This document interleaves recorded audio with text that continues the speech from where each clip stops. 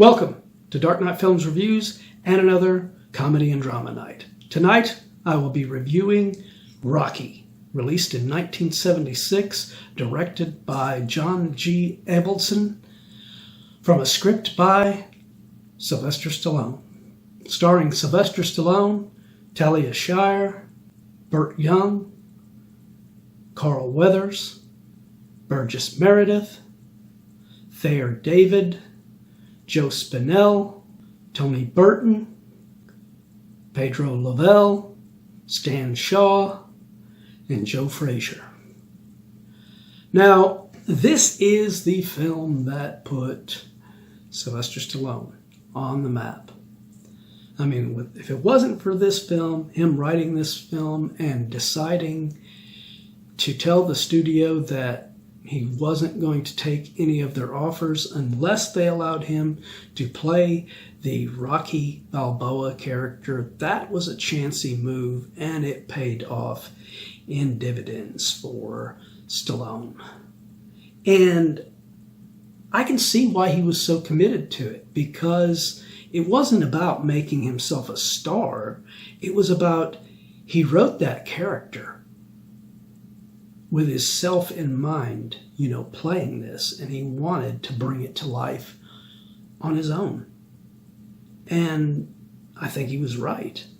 I mean, they could have eventually, went with someone like Robert De Niro to play this role, but it would have been Robert De Niro playing a character. The way this feels with Sylvester Stallone playing Rocky Balboa, since he wrote it and he knew how this character was to be brought to life and how he wanted it, it happened exactly how he wanted it. And you got to respect the man for that. And I really enjoyed his performance in this, even though he had not done much before this film.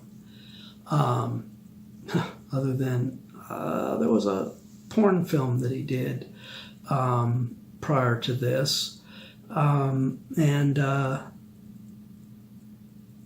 he was in The Lords of Flatbush before this. But pretty much, there was not much else that Stallone had done. So it was really, really chancy move for him to make that move to the studio based on that, due to the fact that he wasn't, a star at this point.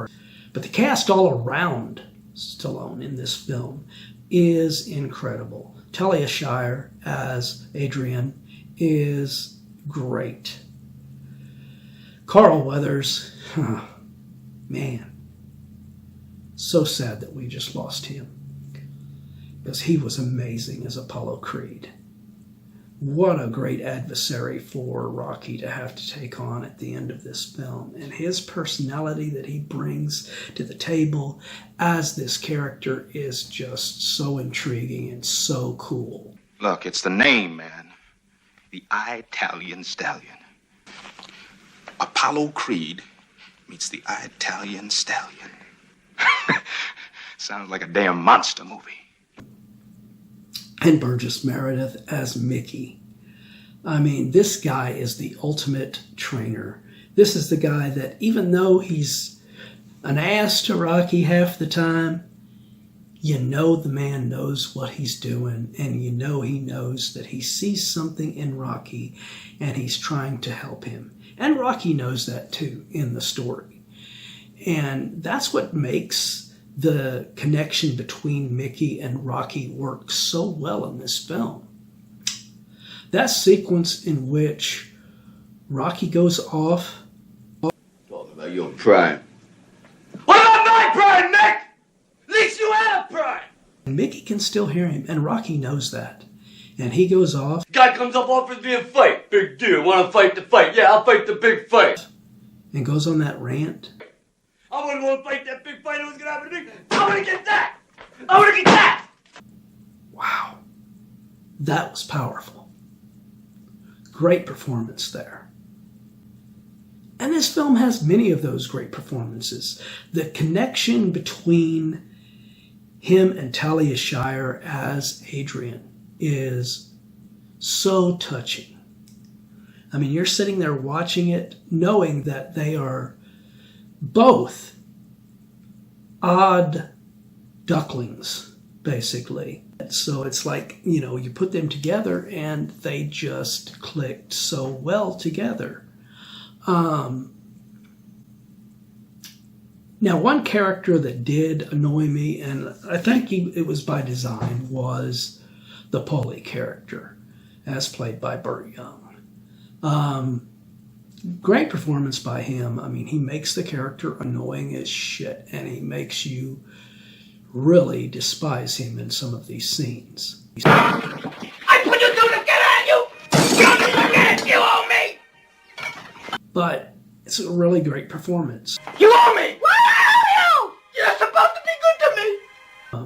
So, you know, he annoys the hell out of you, but that is a sign of a great performer when he makes you feel that way. I take care of you, Paulie. I don't owe you nothing.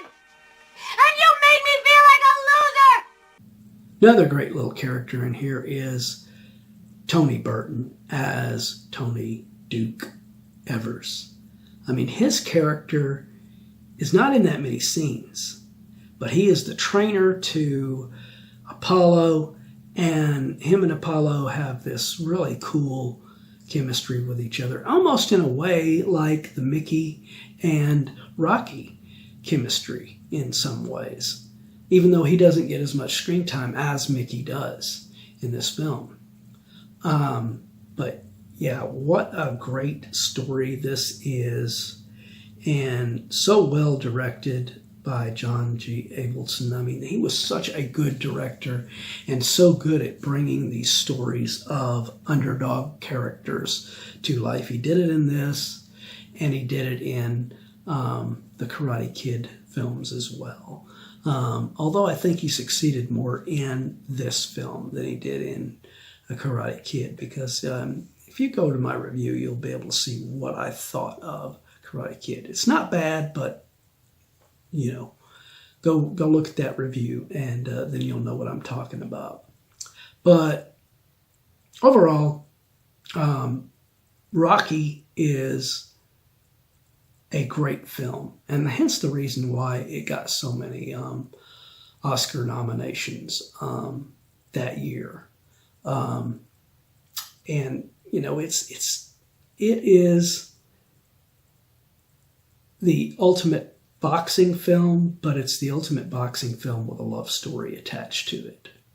And you know, you might say that's mushy and everything, but I'm not saying that, because I actually like the romantic story of the film. So my final review of Rocky from 1976. I'm going to give this film a 9.8 out of 10. This is a damn good film. I mean, it is a damn near perfect, just awesomely acted all around the board, well directed. There's not much more I can say about this film. So, what do you think of this film? Do you agree with my review? Do you disagree? Let me know in those comments down below. And as usual, if you enjoyed this video, do not forget to like, share, and subscribe. And don't forget to click that bell icon so you can be notified about future videos just like this one. And while you're by the subscribe button, click that join button and become a Dark Knight fan. Well, that's the end of another Comedy and Drama Night. If you missed last week's Comedy and Drama Night, check out the link above. Or if you missed any of the videos during Comedy and Drama Night, check out this playlist and get caught up on anything you've missed.